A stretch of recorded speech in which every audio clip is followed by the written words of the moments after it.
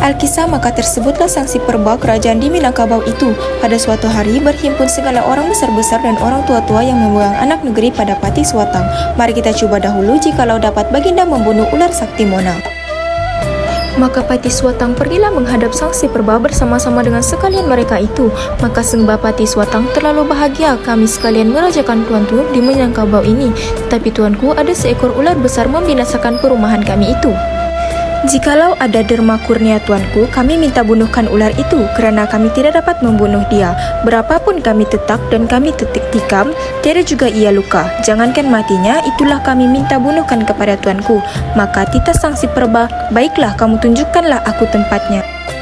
Setelah ular itu mencium bau manusia, maka ular itu pun keluarlah dari dalam rongganya. Setelah ular itu melihat Permas Kumambang, ia menggerakkan dirinya lalu diparang oleh hulu balang tersebut. Setelah ular sakti Mona dibunuh dan dibawa menghadap sanksi perba, maka Permas Kumambang dianugerahi persalinan dengan sepertinya. Maka kerajaanlah baginda dalam Minangkabau, kakarlah dengan sentosa datang kepada anak cucu baginda. Sebermula maka tersebutlah perkataan tajiran Syah Rosak di Laut Selbu. Maka terdamparlah beberapa orang laskar baginda di sebuah kuala sungai bernama Berlambang Majut. Negeri Berlambang Majut itu ditadbir oleh seorang raja yang bernama Demang Kebayuanan dan seorang anak perempuannya yang terlalu baik rupanya yang bernama Raden Suwata Caratu. Demang Kebayun Hilir bermain ke kuala dengan segala hulu balang berjalan di pasir. Maka dengan itu baginda bertemu dengan Taji Ramsyah yang sedang duduk di bawah pohon ru dan dihadap oleh lasyakarnya. Maka tanya Demang Kebayun, "Dari mana tuan hamba datang serupa ini? Apa sebabnya duduk di sini?" Maka jawab Taji Ramsyah, "Adalah hamba ini rosak kena taufan." Maka diceritakannya dari awal kejadian itu berlaku sehingga rosak. Setelah mendengar peristiwa itu, maka dibawanya kembali ke negerinya dan didudukkannya di sebelah anak perempuannya. Maka dengan itu Taji Ramsyah pun berkahwin dengan anak kepada baginda Demang Kebayunan yang bernama Raden Sendari. Hasil daripada perkahwinan mereka itu, baginda telah dikurniakan 4 orang cahaya mata, 2 orang pelaki dan 2 orang perempuan. Seorang Ratna Dewi namanya dan seorang lagi namanya Seri Dewi. Yang lelaki itu yang seorang bernama Menyaka dan seorang Nilakarna. Tatkala telah termasyhurlah raja turun ke Bukit Siguntang itu daripada anak cucu Raja Iskandar Zulkarnain, maka kata Sahibul Hikayat, datanglah suruhan Raja Cina meminang puteri kepada Taji Ramsyah yang bernama Seri Dewi itu kerana beliau yang tertua. Seorang lagi Ananda Baginda telah dipinang oleh Raja Benua Jawa, Ratu Majapahit. Diberikan Baginda Ananda Baginda yang bernama Ratna Dewi itu. Maka titah Baginda, berhubunglah benua Cina dan benua Jawa dengan benua Keling.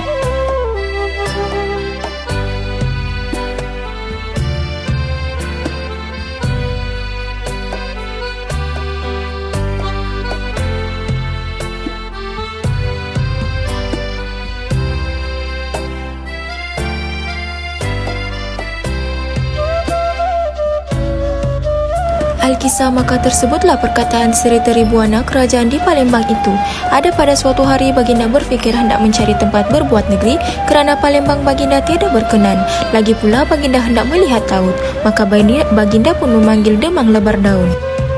Setelah genap 3 hari, maka Seri Tribuana pun berangkatlah, bernaikkan telumba, berdandankan emas bertatah permata, perbujangan lelayang, berdandan perak, bersendi tembaga suasa. Maka Demang Lebar Daun dengan segala menteri hulu balang masing-masing dengan perahunya, ada tongkang, ada ganting, ada kelulus, maka rupa perahu mereka yang mengeringi itu terlalu banyak.